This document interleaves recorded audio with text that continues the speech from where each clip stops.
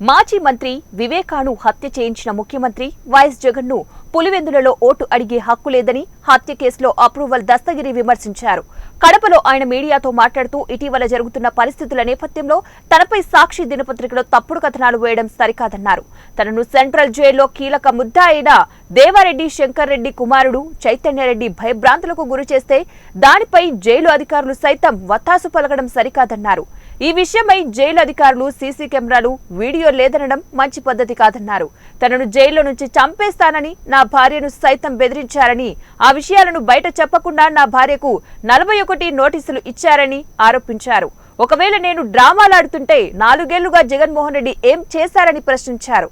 భరత్ యాదవ్ ఆరోపణలపై స్పందిస్తూ సునీత ఇంట్లో పనిచేస్తున్న బీబీ నాకు సమాచారం ఇచ్చిందని, నిరూపిస్తే తాను జైలుకు వెళ్లడానికి సిద్ధంగా ఉన్నానని, లేకుంటే భరత్ యాదవ్ తో పాటు మొత్తం వైసీపీ నేతలు అందరూ కూడా జైలుకు వెళ్లడానికి సిద్ధమా అని నిలదీశారు.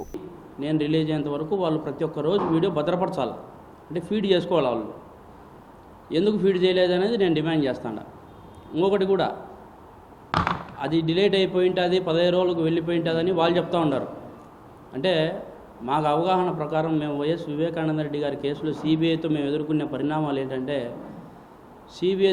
సిబిఐకి కోర్టు ఆమోదించిన తర్వాత సిబిఐకి దర్యాప్తు మారిన తర్వాత 2 సంవత్సరాలు 2.5 సంవత్సరం దాదాపు అప్పటికే గడిచిపోయింది.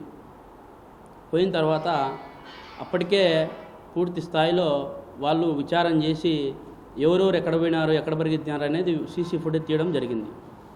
దాంట్లో ఉమాశంకర్ రెడ్డి వివేకానంద రెడ్డి గారి ఇంటి వెనకాల ఒక టైర్ షాప్ ఉంది, బ్రిడ్జ్ స్టోన్ అని టైర్ షాప్. దాని ముందర పరిగెత్తినది అది ఎప్పుడో డిలేట్ అయిపోయినది. ఆ హార్డ్ డెస్కులు కూడా కనిపించకుండా పోయినాయి. అలాంటివే బయటికి తీసినారు సిబిఐ వాళ్ళు. ఇది బయటకు తీయరు అనేది ఒక లెక్క కాదు. ఇది 100% బయటికి తీస్తారు. బయటికి తీయాలా, తీసి ఇంకా నిజస్వరూపం వీళ్ళది బయట పెట్టాలా. ఈరోజు నేను డిమాండ్ చేస్తూ ఉన్నా, ఎందుకు మీరు ఫీడ్ చేయలే?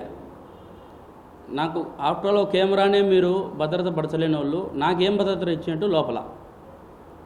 ఇంకొకటి కూడా, సెంట్రల్ జైలు అధికారులు ఇతను వచ్చి కలిసి వెళ్ళిన తర్వాత, చైతన్యరెడ్డి నన్ను లోపలికి వచ్చి కలిసి వెళ్ళిన తర్వాత చైతన్యరెడ్డి ఒక మాట అన్నాడు, నీ భార్యకు కూడా 41 నోటీసులు మేము ఇచ్చి పెట్టాము, దాన్ని కూడా మేము లోపలేస్తాము, చూసుకో, నీ కుటుంబాన్ని కాపాడుకుంటావో లేకుంటే మాకు సహకరిస్తావో చూసుకో అని చెప్పి ఒక మాట చెప్పడం జరిగింది. అంటే ఆయన అనే మాట ఏమని, అతను 10-15 సార్లు కోర్టుకు పోయినాడు కదా, జడ్జి గారి ముందర ఎందుకు చెప్పలే అనే పాయింట్ అతను రైట్ చేసినాడు. దానికి జవాబు చెప్తా. ఇప్పుడు నేను కోర్టుకు పోతా, జడ్జి గారి ముందర చెప్పిన తర్వాత ఆ తర్వాత జరిగే పరిణామాలు నేను ఎదుర్కోవాలి కదా. అంటే నేను బయట ఉండి మాట్లాడడం వేరు, నా భార్య ఒక్కతే నా బెయిల్ కోసం తిరిగే పరిస్థితి, ఎవరు కూడా నాకు సపోర్ట్ చేయలే. నా భార్య పస్తులో అస్తులో ఉండి పూర్తి స్థాయిలో తిరిగి